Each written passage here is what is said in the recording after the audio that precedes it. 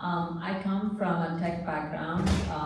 Electronics semiconductors was my technology for the last 30 years. I worked with IBM as the last exec for worldwide power servers. If anybody's familiar with power mainframe servers, that was my background.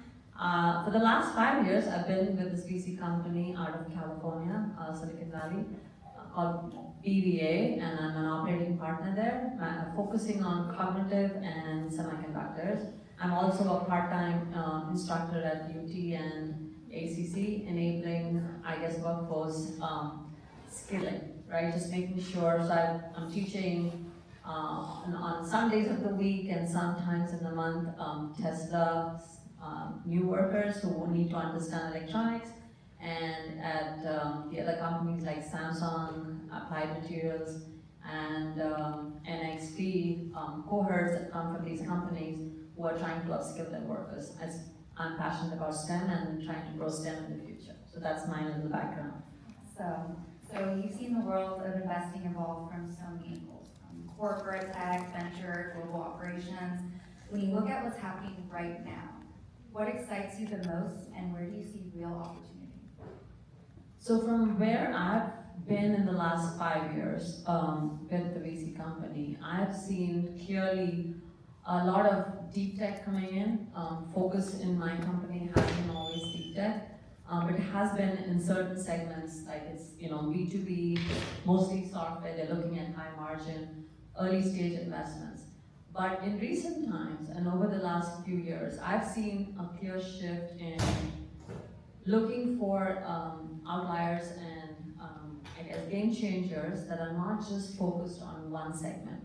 These are companies or ideas that will sort of bridge multiple areas. For example, how can you have something that can work across manufacturing, just not limited to something that's automating manufacturing, but how about bringing in safety in manufacturing? How about using some software or some innovative idea that can work in hospitals for patient security or patient safety? The same concept can come into manufacturing for safety of the workers working in the oil industry, in the manufacturing, especially in the manufacturing of oil at the, in the foundries and other places where the safety is a big concern, right? It is interesting to see that the idea came out for the safety of a patient, where they could the nurses didn't have to be in the room, they would look at video captures and be able to real-time identify if the patient has shifted into an unsafe position. The same concept could be used in a manufacturing environment where a supervisor didn't need to keep an eye if the right location, the right kind of equipment was being used by a worker, for example, right? The concept was the same. How you do build your software was very important. So trying to look at ideas that can just not be limited by one industry, but can actually bridge the gap between healthcare and manufacturing. Those are the kind of concept that we are looking at. So that's a shift that I didn't see a few years ago. That's amazing. So now talking about ideas, what are some early signs that tell you a space or idea is ready to grow? So I think there is no magic to it. All of us partners in the company have come from varied experiences, a lot of industry experience for sure, but have also sort of, I've been with IBM and, we, until this year, have been the highest number of innovations that come out of any company. So I've been fortunate to have that exposure and also have execution exposure. So knowing what idea can actually see fruition, can actually get delivered into a manufacturing environment is important. And the partners are from varied companies like NVIDIA, there's people who have come from startups who have scaled and have been bought over, Intel experience, deep experience, people who worked in Taiwan for multiple companies. I personally have worked for IBM in multiple locations in the world. So that gives us an advantage on being able to identify, first of all, is the idea at a point where they've already done some proof of concept, have actually been able to give us a prototype of some sort, and that gives us the confidence, and then we also go in and sample it with customers, prospective customers, getting their feedback, getting a letter of intent from those companies. all of this happens super quick because you do want to move forward on a new concept or idea, because first to market is the first to win, right? So these are some of the things we do.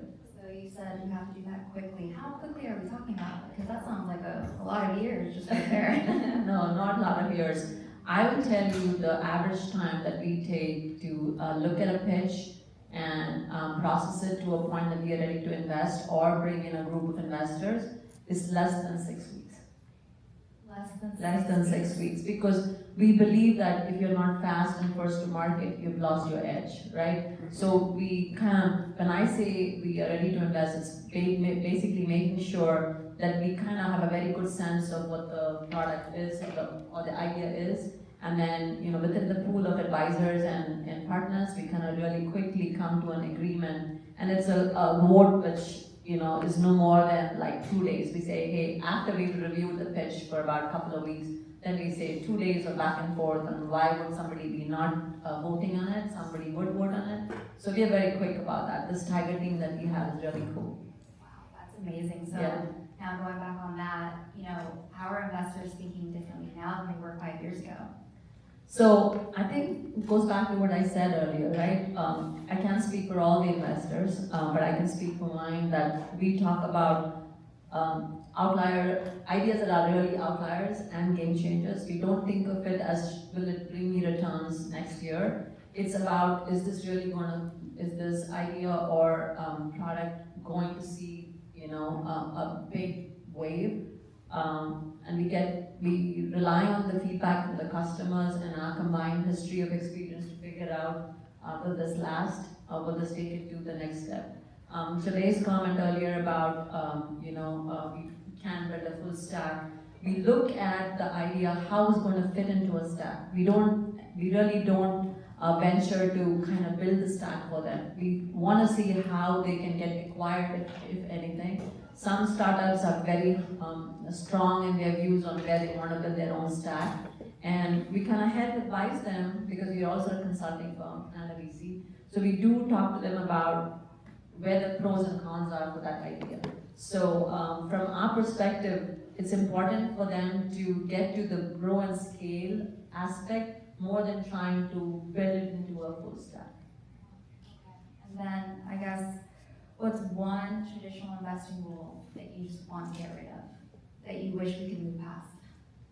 Yeah, I was thinking about this earlier, and I was like, what is, I've sort of, I want to say, straddled multiple traditional worlds of consulting / in this last few years, and of investment, as with an IBM role too. We looked at investments, right? So the old traditional rules, and I'm trying to think back to what I made a note of myself. Let me just quickly look at mine so that I can give you the right perspective.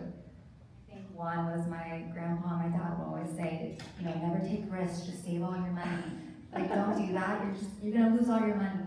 So diversifying was something that was always discussed, as diversify, high margin. Of course, high margin still holds good, but having a short run to your profits. Some things don't always work in the short term, right? So that's important for us to think. And I'll give you the perspective from my own company, a VC company. Our founding partner is somebody who was in the industry 30 years ago. He retired, right? So he's in his 70s, and then some of us are in our 50s, and then some of us in our 40s. So we have a wide range within the group, and we have reinvented ourselves. So what I would say as the single most important advice is to adapt. Because what held good 5 years ago doesn't hold good now. So forget about 30 years ago, right? So I think it's important to look at what the current advances are in technology, AI. I forget who presented earlier, right? Was it Mike, who kind of talked about just 30 years ago what technology was today to 5 years ago and 3 years ago. ChatGPT came out 3 years ago. And we're talking about it, it's like it's always there, right? So back to your question about the old school philosophy of your idea has to be solid and it has to last 10 years may not hold true anymore, because we're looking at technology shifting forces so fast. So we have to adapt to what is the current requirement, the current need. Even robots, what they were trying to do 3 years ago to what we want them to do today is different. We need to bring in perception into robots. Robots can only do what we program them to do, right? But can you bring in the next 6 steps about, can you anticipate what else happens beyond that? That will be the next wave, right? So likewise, in consulting and VC world and investment world, I would say you have to adapt, you have to envision what's the next move. So don't get stuck in the old way. That's perfect. Well, I don't know if we're allowed to open up for Q&A, if that's allowed. If anyone has any questions, feel free to ask. A few minutes. Yes. Thank you for the insights. Building a business is hard. Building an AI infrastructure, deep tech business is even harder. How are you, from an investment perspective, attracting founders to go into like this physical AI space where it takes more time, more manufacturing, hardware and software, versus building a pure B2B software? So I just want to get insight. Yeah, no, that's a very good question, and we've struggled, our founders have struggled with it, some of them, right? So what we try to do is get partnerships. Not always do you need to build the entire infrastructure yourselves. Can you work with partners who can help you with some aspect of it? And there aren't too many players, there weren't as many players 5 years ago. But today's world, there is actually many more because they appreciate the investment that goes into this, right? So you can't build the entire piece of it from the get-go. So talk about small steps, but look on how you can partner for some bits of it. So you have to create your roadmap in where you are using your funds well. You can't build the shebang of everything you want to build from the get-go, right? You have to show proof of concept at every step. Unfortunately, funds have definitely gotten tighter than they were, say, 5 years ago, right? So when you say you want to build an infrastructure and you put in a large number next to it, investors are going to balk at it. They're going to say, oh, this is too much. Show me what you've done. Show me what you've done for every step of the way. They become more critical of it. So partnerships work, and there's a lot available there where you can partner on every aspect of your build, of your product, of your idea. So that's the only way out of it. Nobody's going to write you a 500 million check just because you need that kind of equipment or powers or software, whatever the need may be. Thank you. Any other questions? Well, Anita, thank you so much for your time. Thank you, Lisa. And thank you guys for having us and hosting us. And unfortunately, it was a fireside chat, but I love the opportunity and I'm grateful that we had this one-on-one. Yeah, thank you. I appreciate it too. Thank you.